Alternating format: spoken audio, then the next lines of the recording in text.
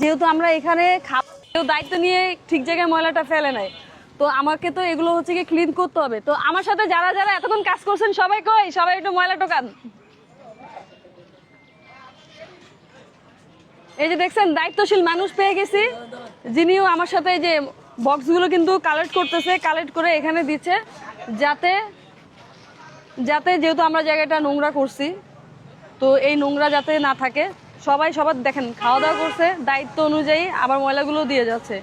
এটাই আমরা চাই ভাইয়া।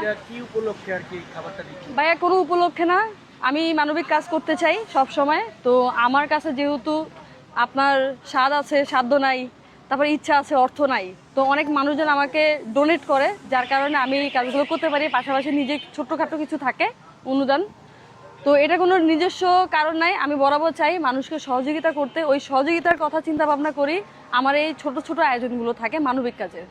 2-3 বার দেখলাম শুধু আগারগাঁয়ে দিচ্ছেন, অন্য কোথাও কি ভাই আগামীকাল বুধবার আমার লাস্ট এই খাবার ফ্রি বিতরণে, তো বুধবার দিন আমরা এতিমখানায় দিব। এখানে আর দেবো না, আমি অলরেডি সবাইকে বলে দিয়েছি আপনারা কালকে এখানে কেউ আসবেন না, এখানেই খাবার শেষ, আজকে লাস্ট। তো এটা আমরা আগামীকালকে এতিমখানায় দিব খাবার।